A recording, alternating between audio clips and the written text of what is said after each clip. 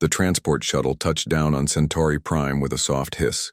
3 human children stepped out into the strange purple light of an alien sun. Hyun-woo was 12 years old with careful eyes that noticed everything. So-jin, 13, smiled at the crystal towers rising around them. Taemin, the oldest at 14, stayed quiet but alert as he watched the other beings moving through the spaceport. They had never seen anything like this place before. Tall blue creatures with 4 eyes walked past them. Groups of living crystals moved together like they shared one mind. Floating beings with tentacles spoke in musical sounds that hurt their ears. "Welcome to the Galactic Youth Academy," said their guide. Professor Veltar was one of the blue 4-eyed beings called Zephyrians. His voice was kind but distant. "You are the first humans to study here. This is a great honor for your young species." The children followed him through halls filled with wonders. The walls were made of some material that shifted colors as they walked. Students from dozens of different worlds sat in groups, studying or talking in ways the humans could not understand. "Each species here has special gifts," Professor Veltar explained. "The Zephyrians excel at mathematics. The Crystal Collective shares knowledge instantly. The Vorthons can read thoughts and emotions. What makes humans special, we are curious to learn." Hyun-woo looked around as they walked. Without thinking about it, he counted the exits in each room. He noticed which hallways led where. He saw how the alien students grouped themselves and who seemed to be in charge. These things just caught his attention naturally. So-jin watched the other students with interest. She could tell which ones were friendly and which ones were nervous around the new humans. She noticed who was popular and who ate alone. Reading people was something she had always been good at, even with aliens. Taemin listened to everything Professor Veltar said, but he also heard the sounds the building made, the hum of machines, the patterns of footsteps. His mind automatically built a map of this new place and how it worked. Their dormitory room was small but comfortable. It had 3 beds and a window that looked out over the academy grounds. Other young beings played in gardens below while floating platforms carried students between buildings. "Classes begin tomorrow," Professor Veltar said. "Tonight you should rest. Tomorrow you will learn our ways of peaceful study and discussion. Here we solve all problems through thinking and talking. We do not believe in more direct methods." After he left, the 3 humans unpacked their few belongings. Everything felt strange and exciting. They were the first of their kind to be here, representing all of humanity to these advanced civilizations. That evening, they ate dinner in a great hall filled with hundreds of alien students. The food was strange but good. Everyone was curious about the new humans, asking questions about Earth and their people. "What games do you play on your world?" asked a young crystalline being whose body sparkled like a diamond. "Lots of games," So-jin said with a bright smile. "We play hide-and-seek in forests. We build forts and have pretend battles. We race through obstacle courses. We solve puzzles and riddles." The alien students looked confused. These activities sounded almost violent to them. Their own young learned through careful lessons and guided meditation. "You do this alone, without adult supervision?" asked a Vorthon child, his large eyes wide with concern. "Sure," Hyun-woo said. "That's how we learn to figure things out for ourselves." The aliens exchanged worried looks, but the humans did not notice. Later that night, an emergency drill tested all students. An alarm sounded and lights flashed red. All students were supposed to walk calmly to safe areas following marked paths. The alien children moved in perfect lines. They followed every rule exactly. They waited for instructions and obeyed without question. Everything happened in careful order. But the human children moved differently. Hyun-woo quickly checked that everyone in their area was awake and moving. So-jin helped a small alien student who seemed confused by the alarm. Taemin noticed that one exit was blocked by maintenance equipment and guided students to a better route. They moved fast, but stayed calm. They made decisions without asking permission. They helped others while helping themselves. They finished the drill faster than any other group. Professor Veltar watched from the control room with other teachers. "Interesting response time," he noted in his report. The human children seem naturally prepared for emergency situations. This may warrant further observation. The other teachers agreed it was unusual but not concerning. They were just children after all. Young beings from a primitive world that had only recently discovered space travel.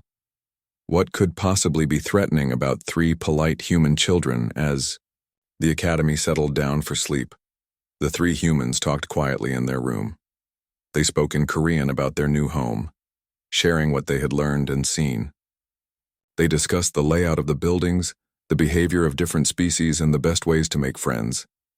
To them, it was just normal conversation. They were naturally curious about their environment and liked to understand how things worked. They had no idea that their casual observations and quick thinking had already been noted in official reports. The first day was ending, but their real education was just beginning. 1 month had passed since the human children arrived at the academy. They had made friends with students from many different worlds, and their teachers were pleased with their progress. Today was special, the annual problem-solving exhibition where each species would show their best abilities. The great assembly hall buzzed with excitement. Hundreds of alien students filled the floating seats while their families watched through video screens from across the galaxy. This was the most important academic event of the year. "Welcome to our exhibition," announced the academy director, a wise old being whose species was so ancient no one remembered their original name. "Today, our young scholars will demonstrate the unique gifts of their people." The Zephyrian students went first. 3 blue-skinned children with 4 eyes each sat at floating desks covered with mathematical problems that would challenge university professors on Earth. Numbers and equations appeared in the air around them as they worked. Within minutes, they had solved problems about space travel, energy calculations, and planetary movements that would take human computers hours to complete. The audience applauded politely. Mathematics was the Zephyrian gift, and these children had shown it well. Next came the Crystal Collective students. 5 diamond-like beings joined their minds together and became one thinking entity. A complex puzzle appeared before them, a broken starship engine with thousands of parts scattered in 3 dimensions. Working as one mind, they could see all the pieces at once and understand how they fit together. In perfect harmony, they rebuilt the entire engine without touching a single part wrong. The crowd was impressed.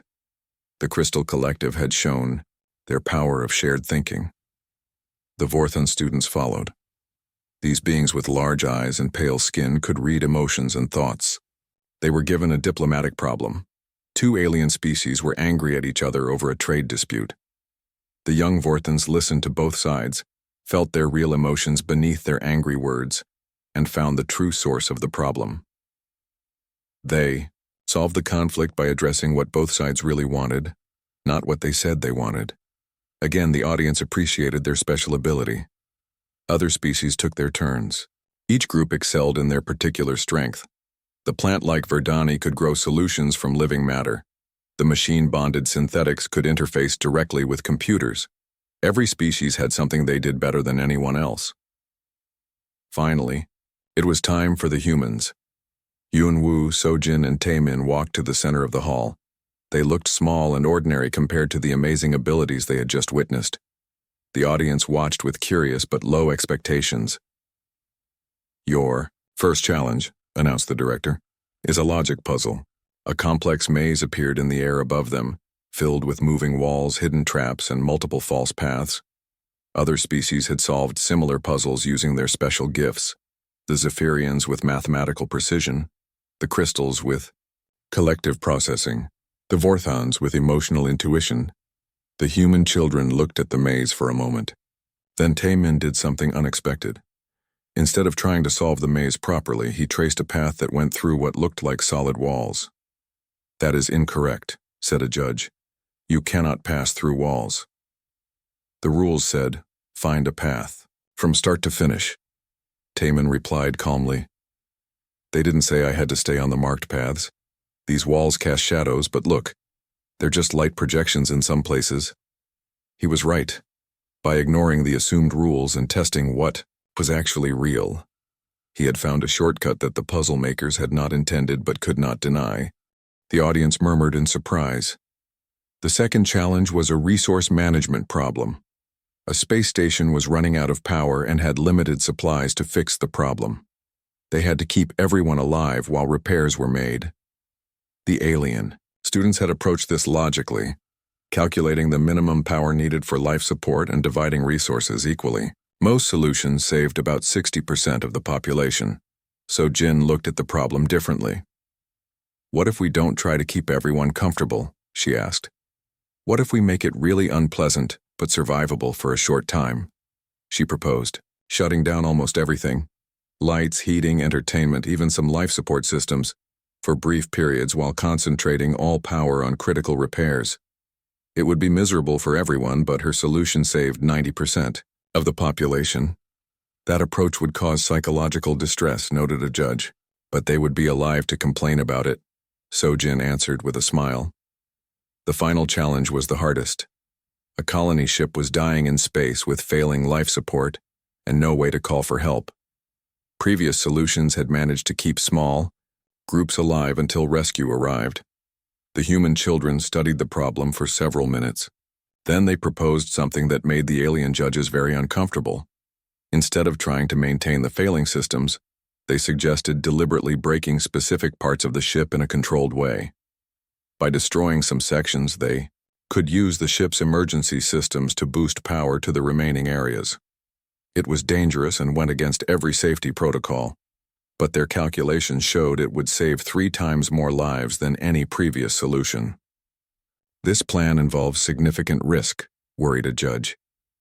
All the safe plans let most people die, Hyunwoo said quietly. Sometimes you have to risk some people to save more people. The exhibition ended with polite applause, but the mood in the hall had changed. The human children had not just solved the problems, they had approached them in ways that made the alien observers deeply uncomfortable. That night, the academy faculty held an emergency meeting. The humans had won every challenge, but their methods raised disturbing questions about how their minds worked. 3 months into their stay at the academy, the human children had settled into a comfortable routine. They attended classes, made friends, and seemed like any other students. The faculty had noted their unusual problem-solving methods but decided they were simply creative thinkers from a young species still learning galactic norms. That peaceful assumption shattered on a quiet Tuesday afternoon. Hyunwoo was in the library studying alien history when the ground shook violently. Books fell from shelves and the lights flickered. Emergency alarms began wailing throughout the academy. Sojin and Taemin were in a nearby computer lab when the second tremor hit, stronger than the first. Through the reinforced windows, they could see that part of the academy's east wing had collapsed. A massive support beam had failed, bringing down 3 floors and trapping dozens of students and teachers in the rubble. Dust and smoke filled the air as emergency lights cast eerie red shadows over the destruction. The academy's emergency protocols activated immediately. Automated systems sealed off damaged sections to prevent further collapse. Rescue teams were dispatched from the nearest spaceport, but they were 2 hours away. The trapped beings had limited oxygen and no way to communicate with the outside. Most of the alien students gathered in designated safe areas as they had been trained. They waited calmly for adult authorities to handle the situation. This was proper procedure.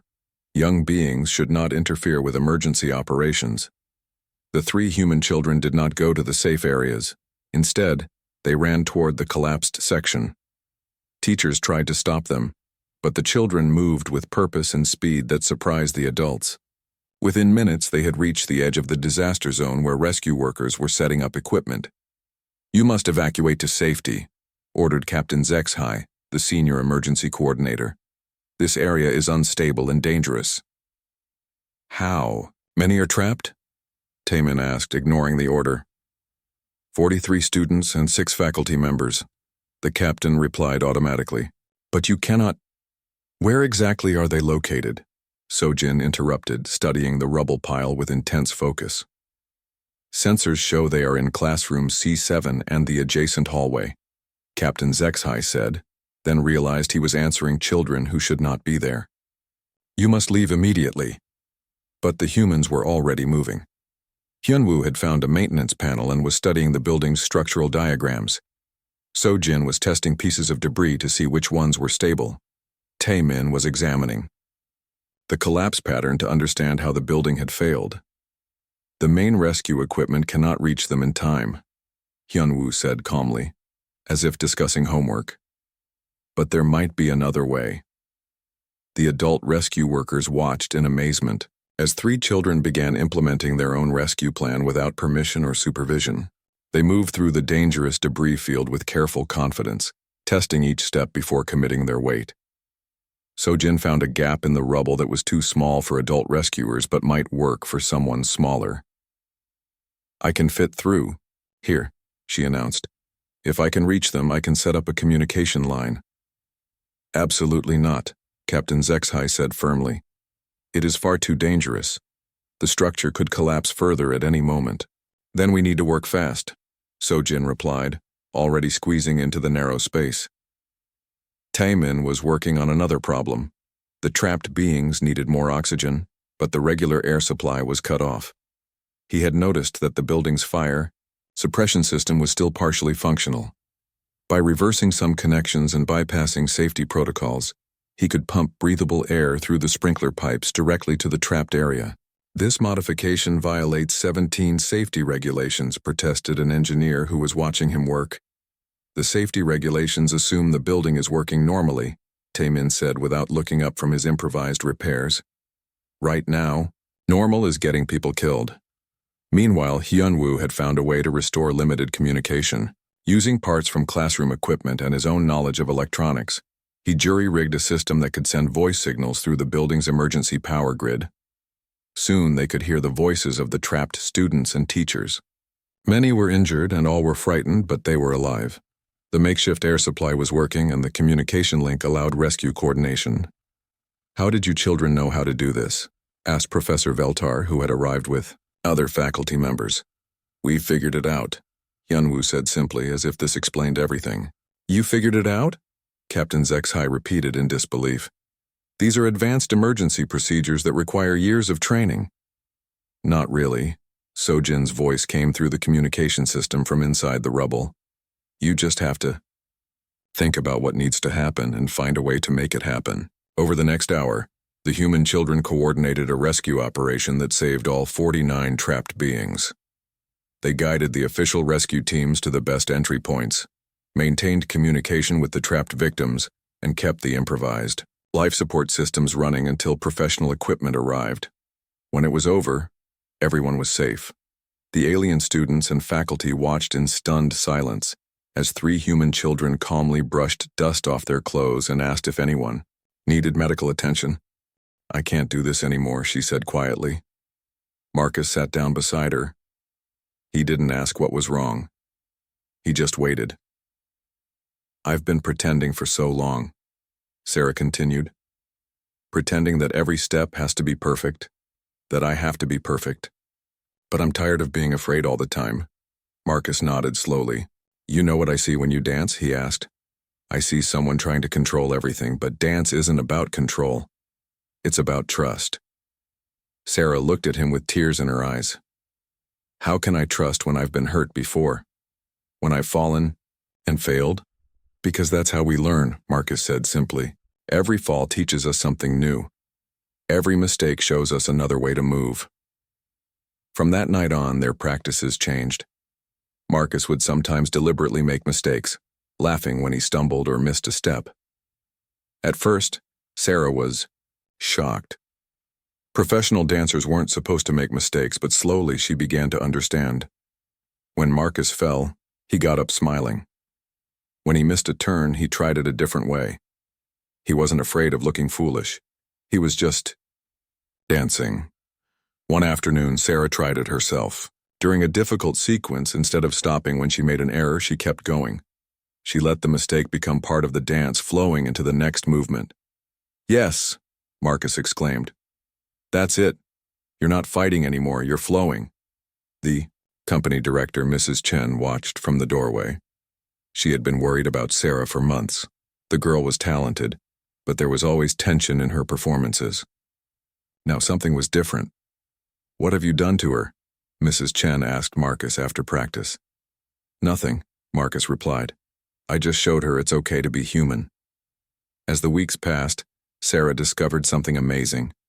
When she stopped trying to be perfect, her dancing became more beautiful. When she stopped fearing mistakes, she found new ways to move that she never knew existed. The other dancers began to notice too.